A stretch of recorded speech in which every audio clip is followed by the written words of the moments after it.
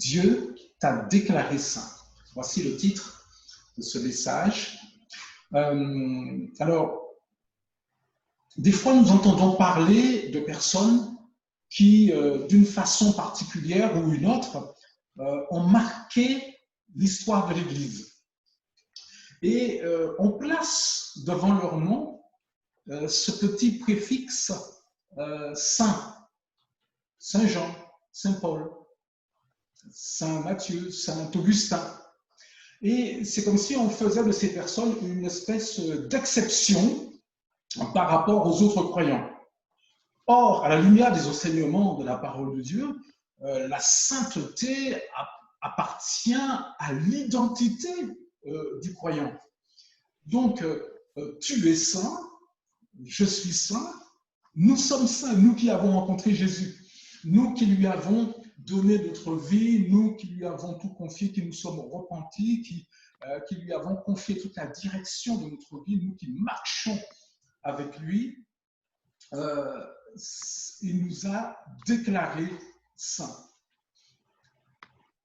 Alors, est-ce que cela signifie pour autant que nous n'avons plus rien à faire dès lors que nous sommes devenus saints? Non. Il est tout aussi vrai que la sanctification est un processus de transformation dont le but est de nous faire ressembler le plus possible, le plus près possible à Jésus qui est notre modèle. C'est Jésus qui est le modèle. Alors, vous allez me dire, mais alors, on est tous saints ou on ne l'est pas? Eh bien, c'est à cette question que je veux tenter de répondre avec vous ce matin. C'est une question qui a une double réponse. Nous sommes saints et en même temps nous sommes en cours de sanctification. Les deux sont vrais. Alors, voici le premier texte que je veux partager avec vous dans ce sens. Il va apparaître. C'est celui d'1 Pierre.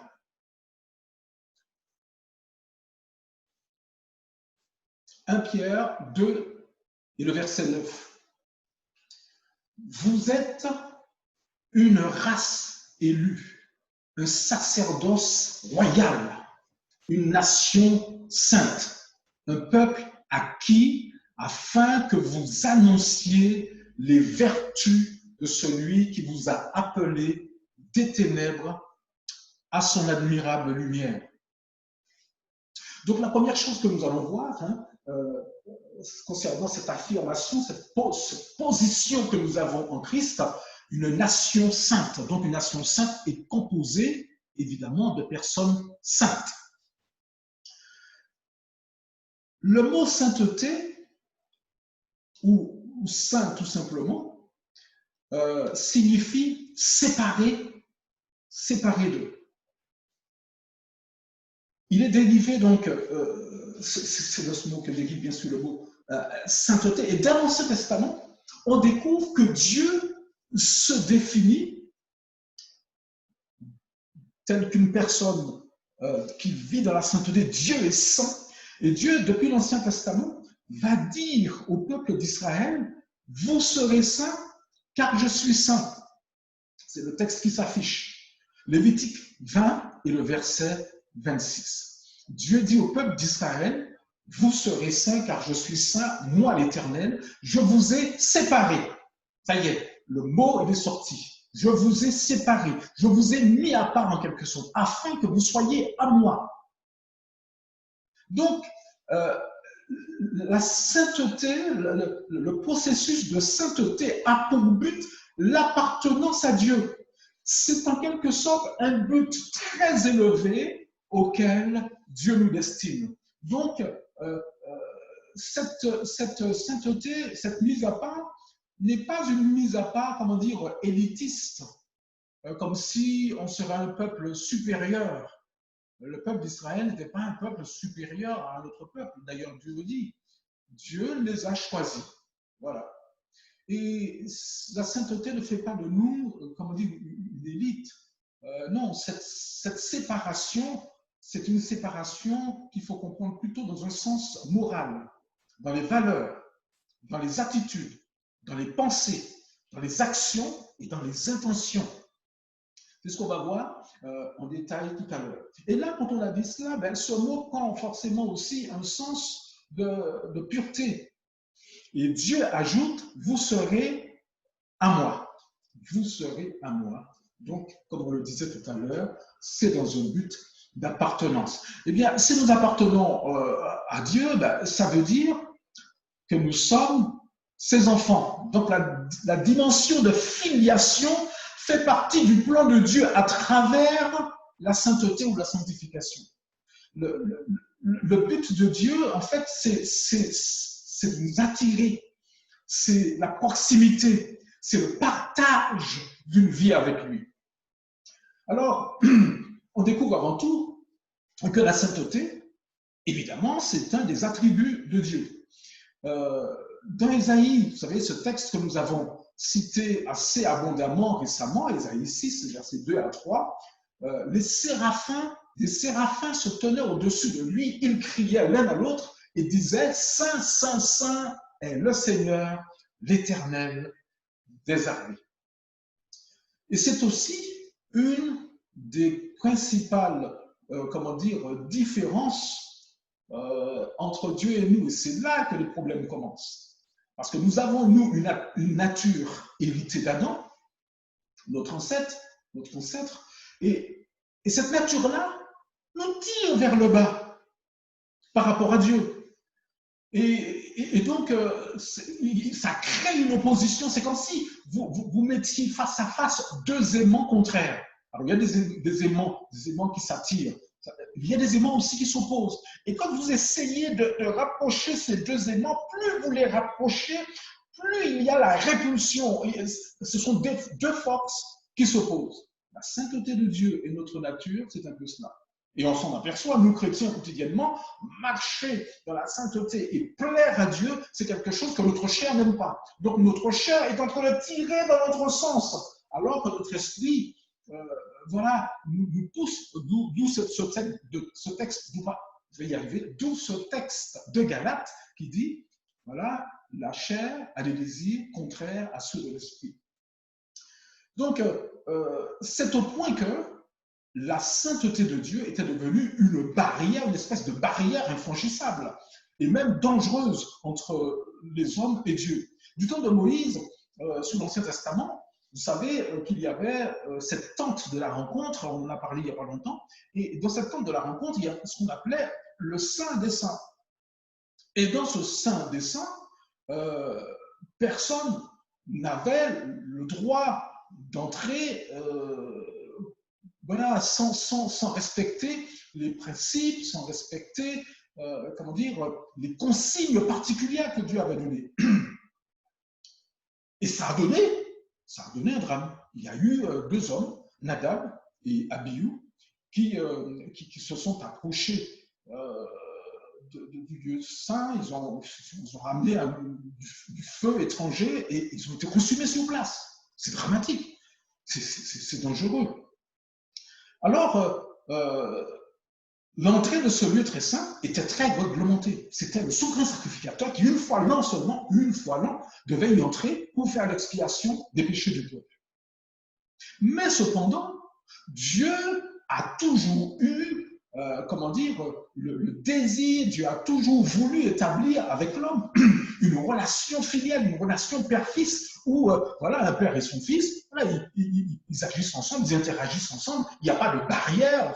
On a parlé beaucoup de barrières et de distanciation ces temps-ci, mais Dieu ne voulait pas établir ni de barrière, ni de distanciation entre lui et ses enfants. Il voulait établir une relation de proximité, une relation intime, une relation proche, une relation filiale. Mais comment faire?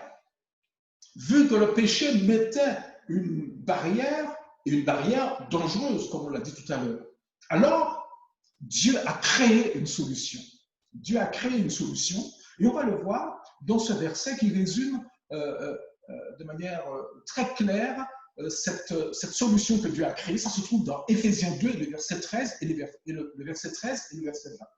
Mais maintenant, vous qui étiez jadis éloignés, vous avez été rapprochés par le sang de Christ. Verset 19. Et le verset 20. Ainsi, vous n'êtes plus des étrangers ni des gens du dehors, mais vous êtes concitoyens des saints, gens de la maison de Dieu. Vous n'êtes plus des étrangers ni des gens du dehors, mais vous êtes concitoyens des saints. Vous êtes citoyens du ciel, sous-entendu, avec les saints qui y sont déjà. Et donc, gens de la maison de Dieu. On retrouve cette pensée, on est une famille. Voilà, on est dans la même maison, avec le même Dieu, on est sous le même toit, il y a une relation très proche de proximité, il y a un climat d'échange relationnel, de qualité. Et c'est Christ qui a réalisé cela. C'est par amour que Jésus fera l'expiation qui a entraîné la déchirure de ce fameux voile qui fermait et bloquait l'entrée du lieu très saint d'une manière symbolique dans la tente de la rencontre. Et on s'aperçoit qu'avec ce que Jésus a fait, cette expiation, on s'aperçoit que le but de Dieu n'a jamais été de nous foudroyer, mais de trouver le moyen de nous faire entrer dans sa sainte présence sans danger, et il va y parvenir puisque Jésus l'a réalisé à la croix il y a 2000 ans. Alors, ce qui fait que nous sommes saints par décret divin. Nous sommes saints parce que Dieu l'a décrété. Car le problème, pour entrer dans la présence de Dieu, c'était notre péché, comme on l'a dit tout à l'heure. Et ce péché qui est présent en tout homme. Il fallait donc quelqu'un pour nous faire passer du statut de pécheur au statut de saint. Donc, nous sanctifier, précisément. Parce que nous ne pouvions pas le faire nous-mêmes. Aucune bonne œuvre, aucune bonne action ne pouvait à elle seule nous rendre saints ou agréables à Dieu. En d'autres termes, l'homme est incapable par lui-même de se rendre saint et de prétendre entrer par lui-même dans la présence de Dieu. Et encore moins de rendre saint quelqu'un d'autre. Seul Dieu est capable de le faire et il l'a fait à travers Jésus. Hébreux 10 et le verset 10 affirme cette belle chose. Nous sommes sanctifiés par l'offrande du corps de Jésus-Christ. Nous sommes sanctifiés par l'offrande volontaire, sous-entendu, de Jésus-Christ. Désormais donc, toute personne qui se tourne vers Jésus en confessant ses péchés, en changeant par la repentance de vie, peut entrer dans la sainte présence de Dieu. Et surtout, Dieu, le Dieu saint, peut donc venir habiter en lui. Incroyable, mais vrai, la parole le dit. Nous devenons, comme dit Paul aux Corinthiens, son temple, et comme le dit Éphésiens ailleurs, son habitation. Vous êtes une habitation de Dieu. Waouh! Alors que nous n'étions même pas à même auparavant d'entrer, de tenir dans la présence de Dieu au risque de finir carbonisé, passez-moi la petite pointe d'ironie, mais c'était la réalité. Aujourd'hui, nous sommes devenus l'habitation de Dieu. Nous sommes devenus saints grâce à l'action conjuguée du sacrifice de Jésus à la croix et de notre désir, de l'autre côté, de marcher avec lui. Ce sont ces deux choses qui permettent que le décret de Dieu puisse s'appliquer quand il dit « Vous êtes saints, vous êtes saints, vous êtes sanctifiés ». Bien. Maintenant que nous sommes saints, pouvons-nous en conclure par conséquent que nous pouvons mener une vie sans discipline, en laissant libre cours à toutes nos pensées, sans résister aux penchants et aux pulsions de notre chair? Peut-on dire, waouh, cool, je suis saint, maintenant, saint je suis, saint je resterai et je fais ce qui me plaît? Non, c'est pas vrai. Non, ça c'est faux. Être saint ne suffit pas pour le rester. Être saint ne suffit pas pour le rester. Être saint, c'est la part de Dieu qui l'a réalisé en nous. Demeurer saint, c'est notre part à nous. C'est à nous de nous occuper de rester dans ce statut, dans cette condition de sainteté, dans cette condition de saint. Autrement dit, Dieu nous a fait un cadeau et c'est à nous d'en prendre soin. C'est comme si, tenez, c'est comme si on vous offrait une voiture. Une voiture, je ne sais pas quelle marque vous préférez, peu importe. Mais on vous offre une voiture toute neuve, toute option, flambant neuve. Seulement, les révisions, l'entretien, laver cette voiture quand vous aurez roulé sous la pluie ou dans la boue avec, tout ça, ça vous appartient. Tout ça, ça vous incombe. Eh bien, le cadeau, c'est la sainteté que Dieu vous a donnée. Et les révisions et les entretiens, c'est la sanctification. Pour rester dans l'image, dans cette image de voiture et de cadeau. Maintenant, allons voir un peu plus en détail la sanctification, c'est-à-dire ce processus de soin et d'entretien de notre sainteté, comme on vient de le dire. Il s'agit donc, je l'ai appelé ainsi, de devenir ce que je suis. Devenir ce que je suis. Autrement dit, c'est vivre selon mon nouveau statut. Dieu nous a donné un statut de saint et il s'agit pour nous de vivre désormais en conformité avec ce nouveau statut. Je vais raconter une petite histoire pour illustrer. Il y avait un jeune homme qui vivait dans le dénuement le plus total. Il était sur les trottoirs et il mendiait chaque jour. Un beau jour, il y a un monsieur distingué qui l'aborde sur son trottoir, dans sa misère. Il y a un monsieur distingué qui l'aborde et qui lui dit, monsieur, pourriez-vous me confirmer votre identité? Le jeune homme s'exécute, il dit son nom, son prénom, etc. Ce monsieur reprend et lui dit, eh bien monsieur, vous êtes le seul que nous ayons retrouvé comme ayant droit pour hériter des biens d'un industriel qui est votre lointain parent, mais voilà, vous en êtes héritier, c'est un parent. Donc c'est vous qui héritez de tout ce que possède cet homme. Quelle nouvelle! Quelle nouvelle pour cet homme qui vivait sur les trottoirs, dans le dénuement, dans la mendicité. Tout de suite, ça change, ne serait-ce que la tournure de sa journée. Bien, maintenant, posons-nous deux questions. La première question, le statut de cet homme mendiant a-t-il changé?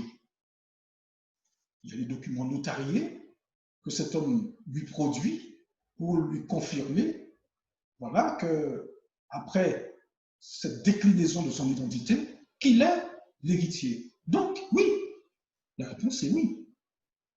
Le statut de cet homme, de par les documents officiels, son statut a changé. Il ne pouvait pas se changer lui-même, comme on l'a vu concernant notre propre statut de pécheur, pour devenir saint, comme pour ce jeune homme. Il ne pouvait pas changer son statut. Il fallait que quelqu'un d'autre le fasse à sa place. Et ce monsieur distingué vient de changer son statut. Oui, donc, à la première question, le statut de ce jeune homme a changé. Deuxième question, sa condition sociale, cette fois-ci, a-t-elle changé? Ben non. C'est-à-dire que personne ne peut changer sa condition de mendiant à sa place. Que lui faut-il faire? Oh, ben, s'il vient d'hériter de tous les biens d'un lointain parent voilà, qui était à l'abri du besoin, tout ce qu'il peut faire maintenant, c'est jeter ses vieux haillons, entrer dans une boutique, s'acheter de beaux vêtements, voilà, trouver le moyen, ça va pouvoir se faire, le prendre une douche, enfin, bref, c'est à lui à le faire. Aucune fortune, aucun montant, aucune somme sous un compte en banque ne peut l'aider à prendre une douche. Ça, c'est à lui à le faire. Donc, c'est à lui à quitter son ancienne condition, ses haillons, et commencer à prendre soin de sa personne. De la même manière, Dieu nous a changé notre statut en faisant de nous des saints, des héritiers, comme nous l'avons vu tout à l'heure, des héritiers du ciel. Et il nous a placés dans ce rang élevé de fils du royaume. Vous connaissez ce verset de Jean chapitre 1er, qui dit à tous ceux qui l'ont reçu, il a donné le pouvoir de devenir enfants de Dieu. Il a donné le pouvoir de devenir enfants de Dieu. Jean chapitre 1er, verset 12. Nous sommes donc devenus des princes et des princesses. Mais oui, c'est à nous désormais de cesser de vivre comme des mendiants. À nous de quitter le style de vie déréglé, vil, que nous menions autrefois, hein, de vie totalement indigne de notre rang. Parce que désormais, nous sommes de famille royale. Nous ne sommes plus de vulgaires misérables, de personnages au langage grossier et aux mœurs douteuses. Nous appartenons désormais à un rang élevé. La sanctification, c'est donc d'adopter une vie digne de ma nouvelle position de fils ou de fille du roi Jésus. C'est cela la sanctification. Comme le jeune homme de notre histoire, c'était à lui de quitter les trottoirs, les haillons, les mauvaises fréquentations et vivre selon son rang. Il n'avait pas besoin d'aller essayer ou chercher à être héritier. D'une part, parce que ce n'est pas possible, on ne peut pas se faire l'héritier de quelqu'un. Il n'avait pas besoin de s'évertuer à changer son statut. Ce n'était pas possible. C'est quelqu'un d'autre qui le faisait. Donc, il ne s'agit pas pour nous d'essayer d'être saints. Nous le sommes déjà. Nos actions ne servent plus à nous rendre saints parce que nos actions n'ont pas ce pouvoir, mais plutôt à préserver ce que nous avons reçu, le cadeau de sainteté que Dieu nous a fait, et d'honorer aussi le statut de saint que nous avons reçu, honorer également le bienfaiteur, Jésus, qui nous a tirés de notre mauvais pas, de cette vie de misère, de pauvreté dans laquelle nous étions autrefois. Donc, à Jésus l'honneur, par notre vie de sainteté, pour tout ce qu'il a réalisé.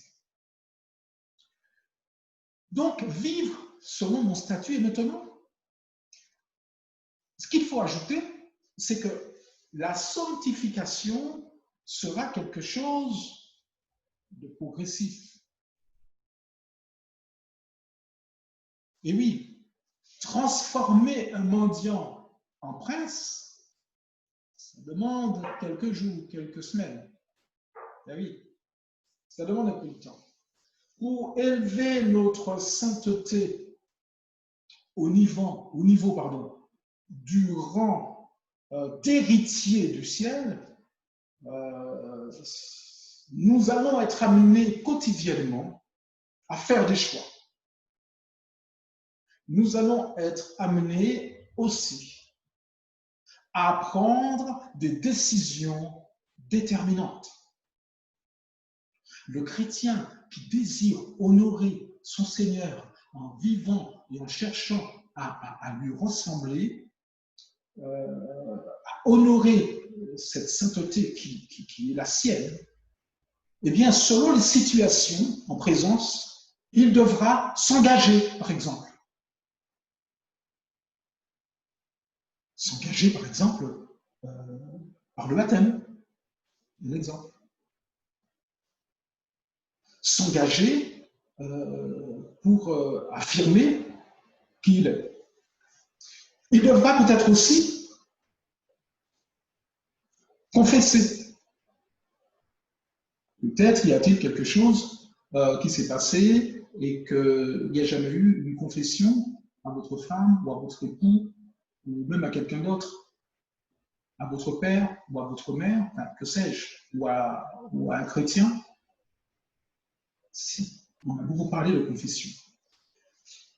Il peut être amené aussi à renoncer. Il y a des choses qui ne sont pas compatibles avec la sainteté. Donc, on peut être amené à renoncer à quelque chose. On peut être amené aussi à rompre des relations qui vous tirent vers le bas, par exemple, des mauvaises fréquentations. Une relation d'amour litigieuse en termes de sainteté, de pureté, par exemple. On peut être amené aussi à s'unir. Ben oui, si deux personnes ont embrassé la foi et se sont tournées vers Dieu, il est naturel de projeter cette union pour avoir une situation claire. S'unir aussi, ça peut vouloir dire marcher dans la même pensée, dans l'unité de pensée avec mon Église. On en a parlé en début d'année, rappelez-vous. Marcher dans la sainteté peut vouloir aussi dire apprendre à pardonner. Je dis bien apprendre, parce que dans certains cas, le désir de pardonner est une chose, la réalisation et la concrétisation, l'aboutissement réel du pardon peut prendre un certain temps. Mais la décision de pardonner appartient à ce processus de sanctification. Ça peut être aussi demander pardon, s'humilier, reconnaître sa faute. Restituer aussi, ce sont des verbes qui appartiennent à la sanctification. Parce que aujourd'hui, tu es au Seigneur et tu t'aperçois que tu as des objets qui sont dans l'acquisition, enfin, l'acquisition entre guillemets, est antérieure à ta venue au Seigneur. Et cette acquisition, précisément, est tout ce qu'il y a d'illégitime. Ça peut être, par exemple, un vol. Si tu veux réellement marcher dans la sanctification, il faudra envisager de restituer tout ce qui a été acquis de manière illégitime. Celui qui veut marcher dans la sainteté va même avoir aussi à appeler à l'aide, à appeler au secours. C'est-à-dire reconnaître ses faiblesses, reconnaître qu'il ne peut pas tout seul, surtout dans la vie chrétienne, on a besoin des autres, on a besoin de conseils, on a besoin d'assistance. Il y a des fonctionnements qui ne sont plus compatibles avec la sanctification. Appeler à l'aide ou on peut appeler aussi à trancher. Sortir de situations floues, peu claires et mettre des choix bien déterminés, bien nets sur certaines choses. Vous positionner, c'est de la même famille. Alors, tu es enfant de Dieu, tu es chrétien, tu le dis pas. Enfin, peut-être qu'il faut clairement décliner, affirmer ton identité d'enfant de Dieu. Il faut assumer cette identité sans ambiguïté. Donc, tu peux être amené, dans le cadre de cette sanctification, à te positionner, à déclarer aussi. Déclarer, par exemple, ton identité, mais aussi déclarer certaines sommes aux impôts. Le verbe déclarer, il peut prendre plusieurs sens. Et oui, marcher dans la droiture, dans la probité, c'est aussi tout cela, la sanctification. Fuir, c'est aussi un verbe qu'on va trouver des actions qui appartiennent à la sanctification. Fuir les situations dangereuses, la séduction. Oui, peut-être quelqu'un qui vous fait une avance à peine voilée, alors qu'elle sait ou qu'elle ne sait pas, peu importe.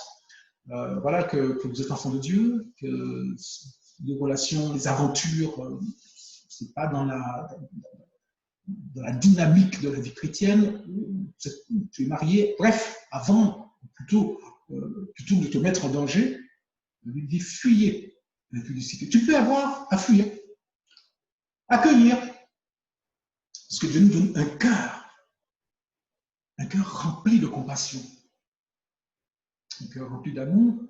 C'est aussi un cœur qui accepte les autres, qui les accueille. C'est aussi cela, la sanctification. Peut-être quelque chose que tu n'envisageais pas, que tu n'acceptais pas, que tu n'entendais pas peut-être précédemment. Mais dans la sanctification, il y a de l'accueil. Accueillez-vous les uns les autres. C'est un cœur ouvert avant toute chose. Et bien tout simplement, la sanctification, c'est aimer.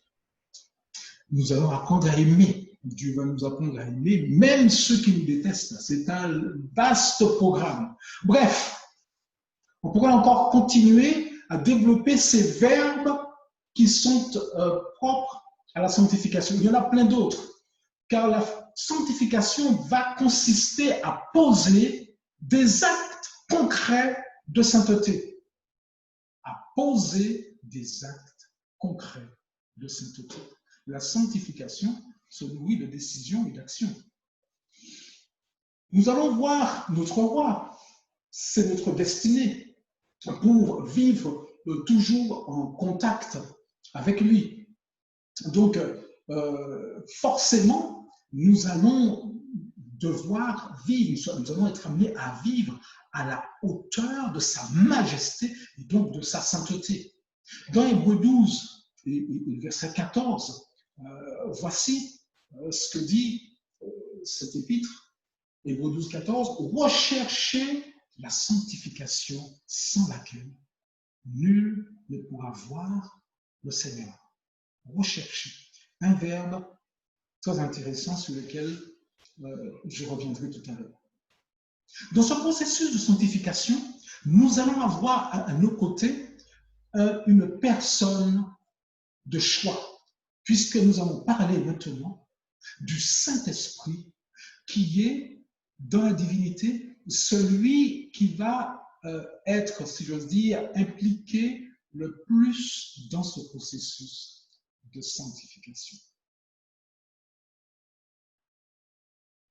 Le Saint-Esprit, un fidèle assistant. Alors je m'aperçois que j'ai une petite erreur sur mon troisième point. Ce qu'il faut lire, ce qu'il aurait fallu lire, c'est le Saint-Esprit, un fidèle assistant. Pour réaliser ce travail de mise au standard de sainteté de Christ, le Saint-Esprit nous sera d'une aide de tous les instants. Il nous sera d'une aide de tous les instants. Il sera un conseiller dans les choix délicats.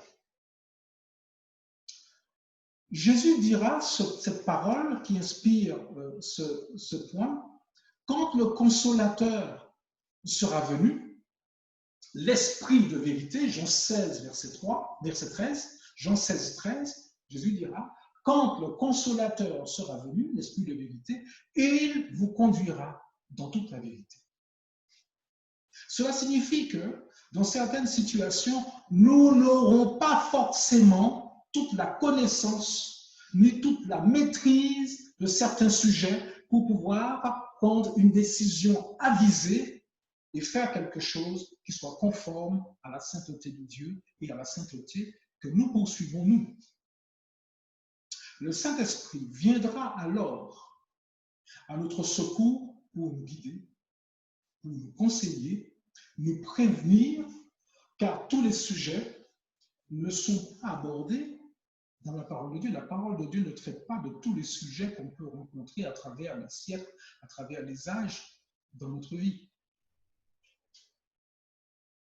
Donc, c'est pourquoi le Saint-Esprit est à nos côtés, envoyé par Jésus, quand on lit l'épître de Jean, il est envoyé pour cela, pour nous conduire. Nous conduire. Et notre société moderne est devenue très complexe.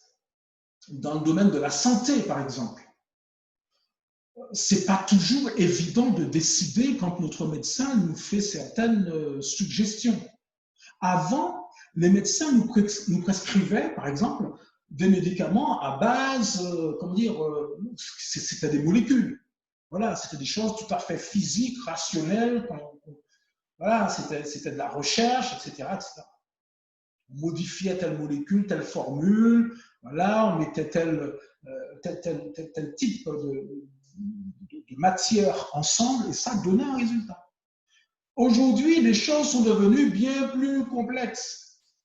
De nouvelles pratiques médicales ont commencé à fleurir, telles que la méditation, la relaxation, l'hypnose, et puis plus anciennement l'acupuncture, bref, des choses qui n'avaient pas leur place dans la médecine traditionnelle parce que ça échappait à la maîtrise pleinement rationnelle et matérielle des choses scientifiques pour entrer dans un domaine un peu plus difficile à cerner.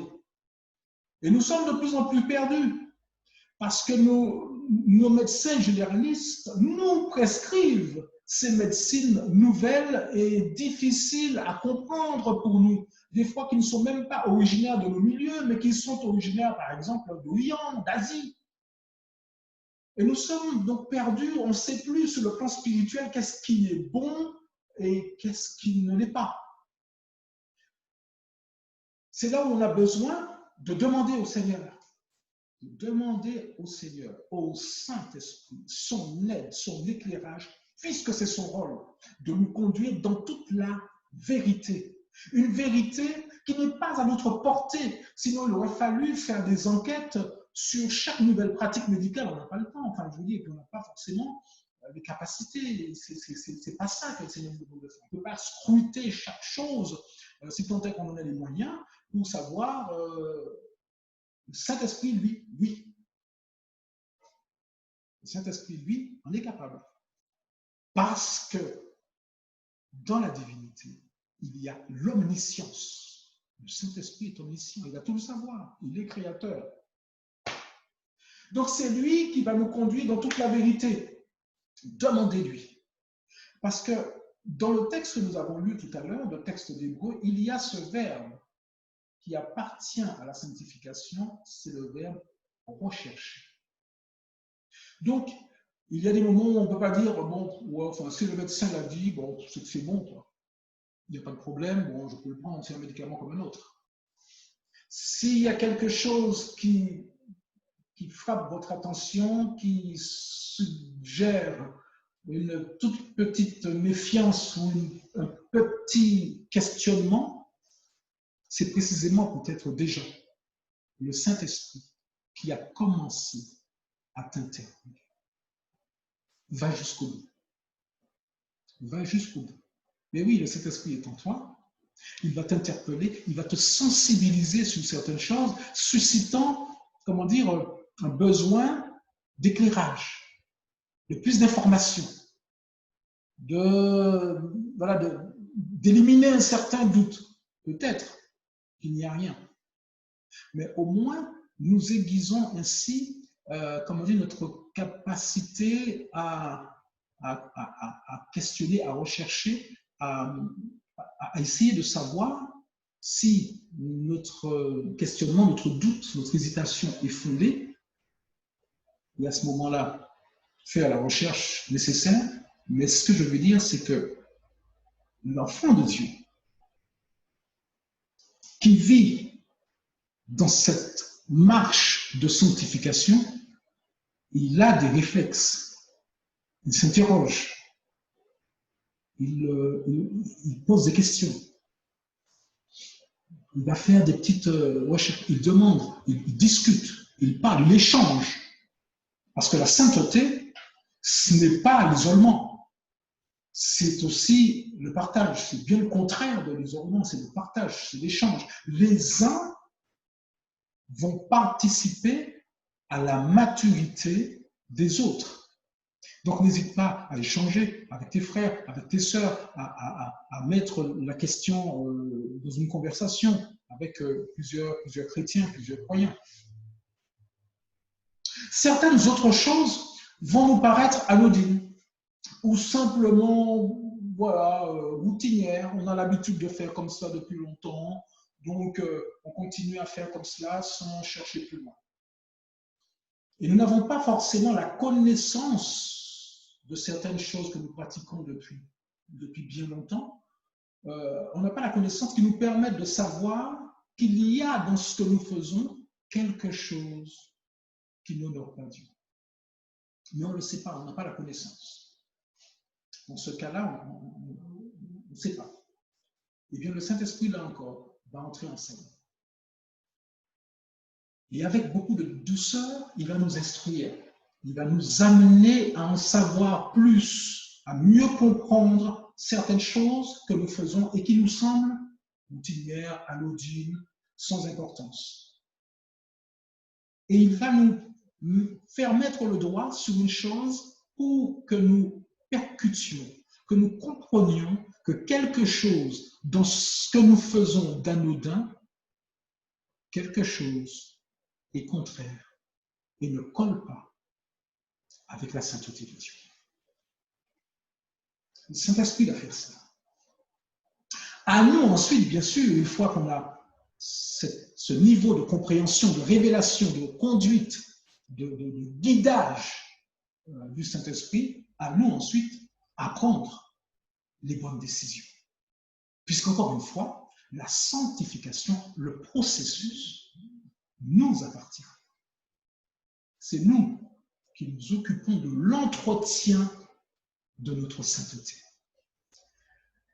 Alors, il arrive cependant que le Saint-Esprit nous indique de cesser de faire une chose sans toutefois nous en donner la raison. Ça arrive. J'en suis moi-même témoin. Il y a des choses, j'ai renoncé à demander au Seigneur pourquoi. Mais c'est comme ça. Alors, je ne vais pas approfondir cet aspect-là aujourd'hui, c'est-à-dire des choses que le Seigneur va nous demander d'arrêter sans nous dire pourquoi ni en quoi ça gêne sa sainteté et donc la nôtre aussi. Ce message comporte un deuxième volet. Et dans cette deuxième partie, je vous promets d'aller un petit peu plus profondément sur cette thématique-là. Mais on va avancer aujourd'hui. Donc, Dieu peut nous demander, dans le cadre de notre croissance, de cesser de faire quelque chose qui nous a paru sans conséquence, anodine. Mais il va nous faire comprendre des choses qu'on ne comprenait pas avant. Et donc, ça nous amène à parler d'un autre point qui consiste simplement dans la maturité de notre sainteté. Qu'est-ce que je veux dire par là? Il y a des choses maintenant qui nous paraissaient anodines, normales, on va dire, normales, au début de notre vie chrétienne. Encore une fois, là, il ne s'agit plus de choses illégitimes. Non, là, on en a fini avec les choses illégitimes. Le Saint-Esprit, on l'a dit jusqu'au point précédent, nous fait voir ce qui déshonore Dieu dans ce que nous faisons. Maintenant, il s'agit de maturité, c'est-à-dire je fais une chose, je suis un jeune chrétien. Donc, quelque part, ça touche davantage la maturité de la norme de la sainteté en moi. Et cette norme n'a pas encore atteint toute la sphère où Dieu veut me mener. Donc, il y a des choses qui appartiennent à un degré de maturité. Et au fur et à mesure de ma marche avec Dieu, l'éclairage, cette fois-ci, du Saint-Esprit va m'amener à être mal à l'aise de faire certaines choses d'une certaine manière. Et maintenant que je veux plaire à Dieu et que j'aime Dieu, parce que c'est tout ça la sainteté. N'oubliez pas que la sainteté a pour but d'appartenir dans un but de filiation, de proximité. Et au fur et à mesure que je grandis dans la sainteté, mon amour pour Dieu grandit aussi. Donc, il y a des choses qui ne sont plus franchement compatibles avec cette nouvelle proximité, cette nouvelle intimité, cette nouvelle complicité, cette nouvelle relation que je veux développer avec Dieu. Puisque la sanctification est au service de ma relation et de mon amour pour Dieu. Donc, à un moment donné, des choses qui pouvaient tenir encore quand j'étais jeune baptisé, même si j'étais tout feu tout flamme, n'ont plus leur place ou restent et tiennent difficilement dans la relation avec Dieu, dans les exigences que j'ai aujourd'hui. Il y a certaines choses qui vont naturellement tomber. Encore une fois, pas parce qu'elles sont illégitimes, parce que ça nous pousse à accroître le niveau d'exigence. Donc, nous allons croître dans la qualité de ce que nous faisons pour Dieu et non pas, dans la nature de ce que nous faisons. Dans la nature des choses, nous allons trouver la légitimité, c'est-à-dire ce qui honore Dieu ou qui le déshonore. Mais là, c'est plus la même chose. Là, nous sommes davantage dans une croissance qualitative. Au début, dans votre relation avec la personne que vous aimez, votre épouse ou votre mari, voilà, il y a certains cadeaux que vous offriez. Aujourd'hui, vous dites, c'est moi qui t'ai offert ça? Oh, la honte! Parce que vous avez grandi dans quelque chose. Et vous vous dites, cette personne-là mérite davantage. Donc,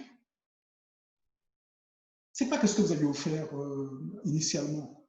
Voilà, c'était quelque chose de rédhibitoire. C'est pas du tout ça. Mais ça dénote un degré de maturité dans la relation que vous avez avec cette personne. Et dans la démarche de la sainteté, on va aussi observer la même chose.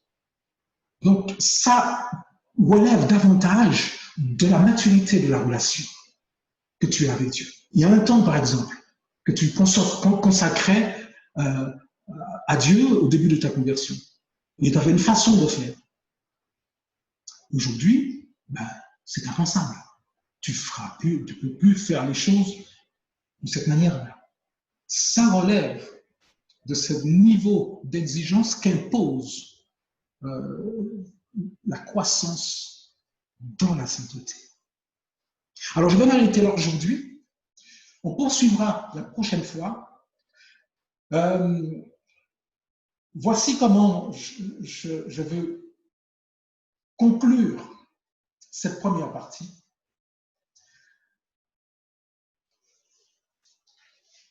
Dieu nous a déclaré ça. Et parce que nous reconnaissons cette sainteté, nous la préservons à travers la sanctification. On pourrait résumer, on pourrait conclure un peu cette première partie de cette façon. Alors, lorsqu'on aborde tout cela, à la lumière de tout ce que nous avons partagé précédemment, nous comprenons que voilà, Dieu est en train de nous élever. En quelque sorte, ça rentre aussi dans la démarche de la quête du trésor. Si nous nous approchons du trésor, ce trésor, rappelez-vous, qui est la présence de Dieu, automatiquement, ça va nécessiter une action en termes de sanctification, en termes de sainteté. Donc tout cela se tient. Nous continuerons la prochaine fois et je bénis Dieu pour ces démarches, pour ces choses qui sont mises en place déjà dans ta vie. Parce que tu es un chercheur, une chercheuse de trésors. Donc, tu te places des exigences élevées pour croître dans ta sainteté. Dieu l'honore et je te bénis pour cela. Seigneur, merci pour les chemins par lesquels tu nous fais passer, parce que tu nous aimes. Et tu nous fais, Seigneur, du grandir dans ton standard à toi. Parce que la norme de sainteté, c'est toi. Alors nous nous abandonnons, Seigneur, entre tes mains. Car au fur et à mesure que nous allons approcher, Seigneur, de l'objet de notre désir, de ce trésor auquel nous tendons, nous tenons tant, Seigneur, tu vas nous mettre en condition, tu vas nous mettre à tes normes. Merci, Seigneur, pour l'action du Saint-Esprit qui va nous instruire, qui va nous révéler ce qui t'honore, qui va nous révéler, Seigneur, ce qui a besoin d'être déposé à tes pieds, qui a besoin d'être changé, qui a besoin d'être revu, Seigneur, parce que le but final, c'est d'être tout près de toi, dans un contact intime avec toi, et cela pour l'éternité. Merci, Seigneur. Amen. Amen.